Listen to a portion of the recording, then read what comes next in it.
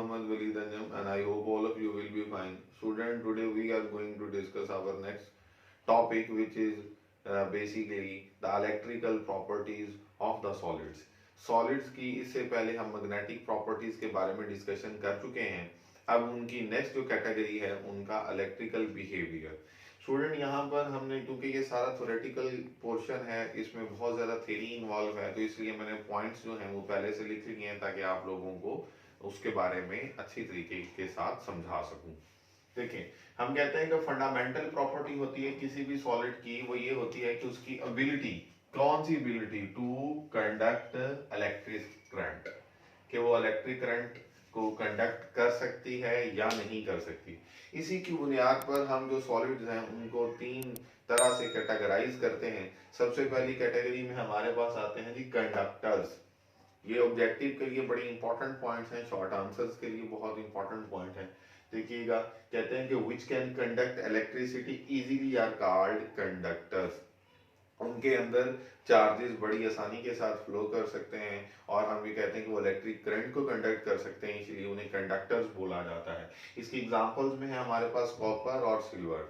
और स्टूडेंट, हम किसी भी मटेरियल की अगर बात करें रेजिस्टिविटी की, जो हम पहले पढ़ चुके थे, उसी का जो रेसिप्रोकल होता है दैट इज कॉल्ड कंडक्टिविटी. और उस कंडक्टिविटी की वैल्यू है हर टाइप ऑफ द सॉलिड की कैटेगराइजेशन में.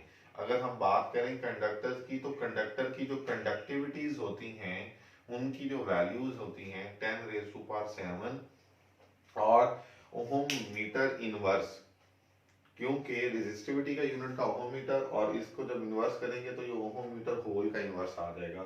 ये हमारे पास कंडक्टर की कंडक्टिविटी की वैल्यू आ जाएगी और हम ये देख सकते हैं 10⁻⁷, ये बहुत हाईएस्ट वैल्यू है. इसके बाद हम बात करेंगे इंसुलेटर्स की.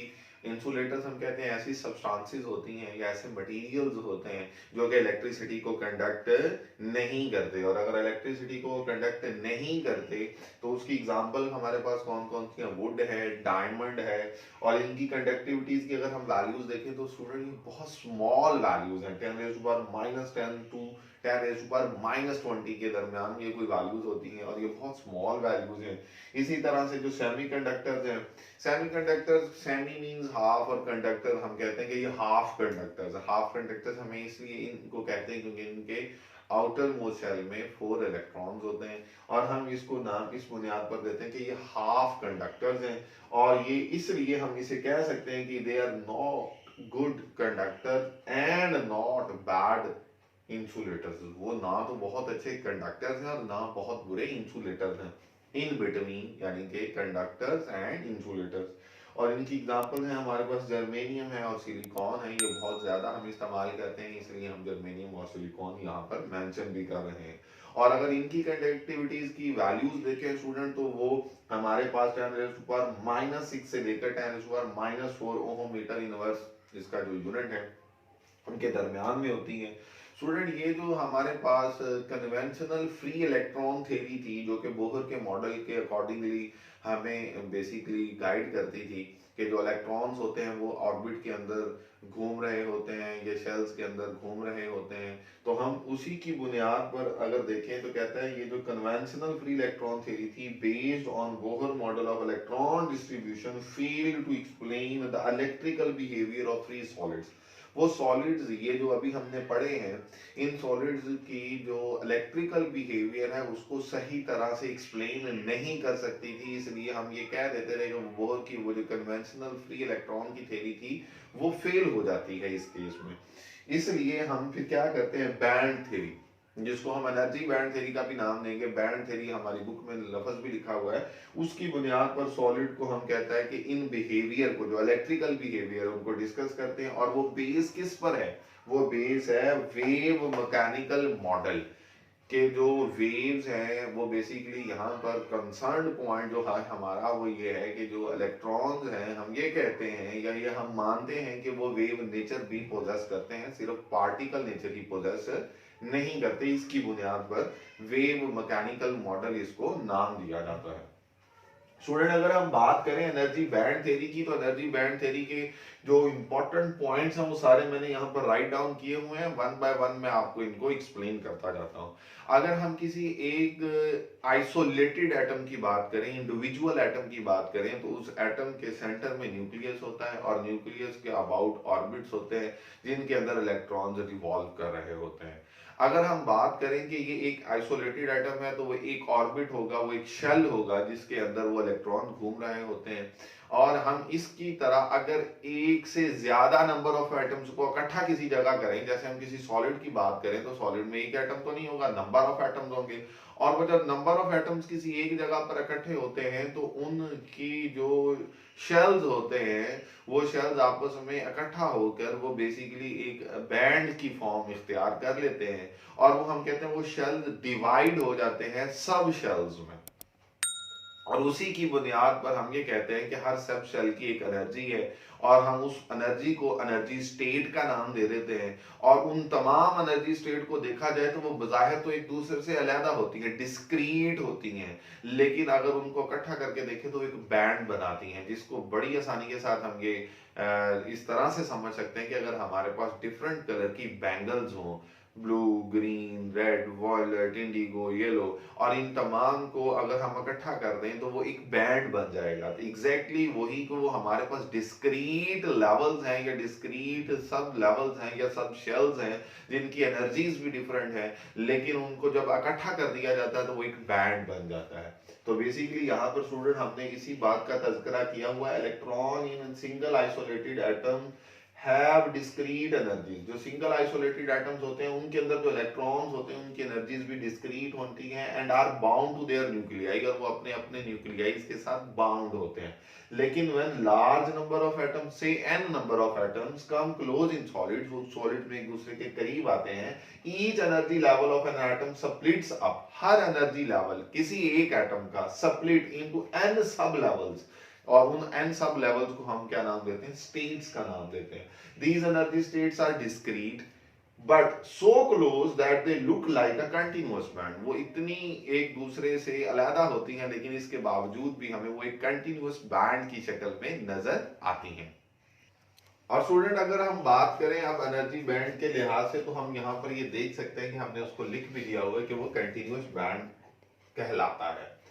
अब इसी तरह से हमारे पास फॉरबिडन एनर्जी बैंड होता है। हम ये कहते हैं कि जो energy states which can not be occupied by electrons are called forbidden energy state. कुछ ऐसी स्टेट्स भी होंगी उसी बैंड के अंदर या एनर्जी स्टेट्स के अंदर जिसमें हम कहते हैं कि इलेक्ट्रॉन्स मौजूद नहीं होते, उनको हम क्या नाम देते हैं, फॉरबिडन एनर्जी बैंड्स का नाम देते हैं या फॉरबिडन एनर्जी स्टेट्स का नाम देते हैं। And it's range is called forbidden energy gap, और उसकी जो रेंज होती है यानी कि उसके जो एनर्जी का लेवल होता है उसको हम क्या कहते हैं, फॉरबिडन एनर्जी गैप। इसी बुनियाद पर स्टूडेंट वैलेंस बैंड होता है, कहता है electron in the outermost shell are called valence electron. इस बात का हमें बखूबी अंदाजा है। दिस बैंड में बी कंप्लीटली फील्ड, ये कंप्लीटली फील्ड भी हो सकता है और पार्शियली फील्ड भी हो सकता है, but can never be empty, लेकिन ये कभी भी एम्प्टी नहीं होता।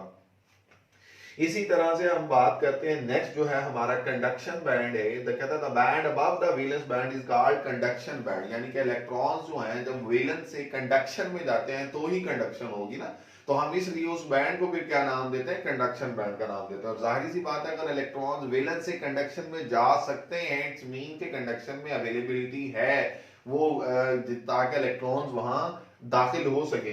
तो लिहाजा हम कहते हैं in this band electron move freely and can conduct electricity या electric current. Electron in this band are called conduction electrons और फ्री इलेक्ट्रॉन्स, और जो इलेक्ट्रॉन इस बैंड के अंदर होते हैं उन्हें हम कंडक्शन इलेक्ट्रॉन्स का नाम देते हैं या फ्री इलेक्ट्रॉन्स का नाम देते हैं। और इसी की बुनियाद पर स्टूडेंट हमने इन मटेरियल्स को, जिनको हम कह रहे थे इंसुलेटर्स, कंडक्टर्स और सेमीकंडक्टर्स, इन्हीं वैलेंस बैंड, कंडक्शन बैंड और फॉरबिडन एनर्जी गैप या फॉरबिडन एनर्जी बैंड के लिहाज से इनको किस तरह से एक्सप्लेन करना है, इसके लिए हम यहाँ पर देखेंगे कि जो इंसुलेटर्स होते हैं, इंसुलेटर्स के इलेक्ट्रॉन्स जो होते हैं are tightly bound in their valence shell. Insulator के वैलेंस शेल में इलेक्ट्रॉन्स मौजूद होते हैं, लेकिन वो एक दूसरे के साथ बहुत टाइटली बाउंड होते हैं और वो फ्री नहीं होते कि वो मूव कर सकें।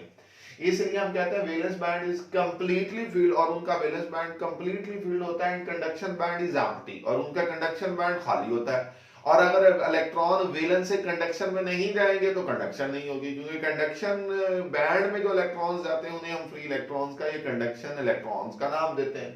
तो इस केस में हम ये बात समझ सकते हैं, इसका मतलब ये हुआ कि अगर इलेक्ट्रॉन वैलेंस से कंडक्शन में नहीं जा सकते तो उसकी बुनियादी ये वजह है कि इनके दरमियान में जो फॉरबिडन एनर्जी गैप होगा या फॉरबिडन एनर्जी बैंड होगा वो बहुत ज्यादा होगा, जिसकी बुनियाद पर हम ये कहते हैं कि वो एनर्जी गैप कवर करने की सलाहियत नहीं रखते होंगे वैलेंस इलेक्ट्रॉन, इस वजह से वो कंडक्शन बैंड में नहीं जा सकते होंगे। इस बात को स्टूडेंट हमने यहाँ पे डायग्राम के लिहाज से भी उनके कुछ सिग्मेटिक्स बनाए हुए हैं, हम इसको देखें तो हमारे पास यहाँ पर ये फुल वैलेंस बैंड है और इनके दरमियान में ये जो एनर्जी गैप है जिसको हम फॉरबिडन एनर्जी गैप या फॉरबिडन बैंड का नाम देते हैं, ये बहुत ज्यादा है और इतनी एनर्जी नहीं होती कि इलेक्ट्रॉन इस वैलेंस बैंड से कंडक्शन बैंड में जा सके, और इस वजह से हम कहते हैं कंडक्शन बैंड हमेशा क्या रहता है, एम्प्टी रहता है। इस बुनियाद पर हम ये कहते हैं कि फिर ये क्या है, ये इंसुलेटर्स हैं। ठीक है, तो स्टूडेंट ये इंसुलेटर का हमारे पास एक सिग्मेटिक आ गया, जो बेसिकली अगर हम ये याद रख लेंगे तो हमारे तमाम पॉइंट्स कवर हो जाते हैं। फुल वैलेंस बैंड होगा और वो टाइटली बाउंड होंगे और वो फ्री नहीं होगा, और कंडक्शन बैंड एम्प्टी होगा, और कंडक्शन में अगर इलेक्ट्रॉन्स नहीं जा सकते तो इसका मतलब कंडक्शन नहीं होगी। क्यों नहीं जा सकते, दो वजूहात हैं, टाइटली बाउंडनेस की वजह से और बहुत ज्यादा एनर्जी गैप की वजह से। तो ये हमारे तीनों पॉइंट्स यहाँ पे डिस्कस हो जाते हैं। इसके बरक्स स्टूडेंट अगर हम बात करें कंडक्टर्स की, तो कंडक्टर्स ऐसे हमारे पास मटेरियल्स हैं जिनको हम ये कहते हैं कि इलेक्ट्रॉन्स और वैलेंस से बड़ी आसानी के साथ कंडक्शन में जा सकते हैं, क्योंकि उनका वैलेंस बैंड और कंडक्शन बैंड एक दूसरे के ऊपर ओवरलैप किए होते हैं। जैसे यहाँ पर हम बता सकते हैं कि ये जो ब्लू लाइंस हैं ये वैलेंस बैंड को रिप्रेजेंट कर रही थी, और ये जो रेड दो लाइंस हैं ये कंडक्शन बैंड को रिप्रेजेंट कर रही हैं। और आप ये देख सकते हैं कि इनके दरमियान वाला ये जो पोर्शन है जहां पर मैंने ये लाइंस भी लगाई हुई हैं, जो इस बात की इंडिकेशन है कि ये ओवरलैप किए होंगे। कंडक्शन बैंड और वैलेंस बैंड एक दूसरे को ओवरलैप किए होते हैं, इसलिए बड़ी आसानी के साथ इलेक्ट्रॉन वैलेंस से कंडक्शन में जा सकते हैं। और जो फ्री इलेक्ट्रॉन्स होते हैं वो भी कंडक्शन बैंड में हम कहते हैं उनकी तादाद ज्यादा होती जाती है। फिर इसी तरह से हम बात करते हैं सेमीकंडक्टर की, तो सेमीकंडक्टर स्टूडेंट हाफ कंडक्टर्स हैं चूंकि, तो इसलिए इसका मतलब इनका बिहेवियर कंडक्टर और इंसुलेटर के दरमियान में कहीं होगा। तो हम कहते हैं इनका वैलेंस बैंड तो होता है, कंडक्शन बैंड भी होता है, लेकिन इनके दरमियान में जो एनर्जी गैप था जो इंसुलेटर के केस में था वो बहुत कम होता है, और उसको हम कहते हैं नैरो एनर्जी गैप।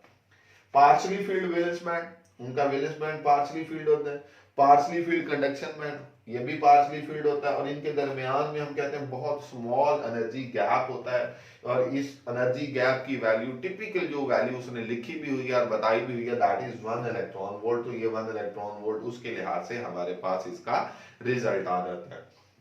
तो स्टूडेंट इसी की बुनियाद पर इसी से मिलता जुलता एक शॉर्ट आंसर क्वेश्चन भी बना सकते हैं। हम देख सकते हैं कि जो एनर्जी बैंड थ्योरी की बुनियाद पर हम इंसुलेटर्स को, कंडक्टर्स को और सेमीकंडक्टर्स को किस तरह से कैटेगराइज करते हैं और उनकी क्या क्या प्रॉपर्टीज है, तो ये साथ में हम उन पॉइंट्स को भी डिस्कस कर लेते हैं। तो स्टूडेंट आई होप कि आप लोगों को आज के लेक्चर की सही तरह से समझ आ चुकी होगी। Please don't forget to like and subscribe my channel and take good care of yourself. अल्लाह हाफिज।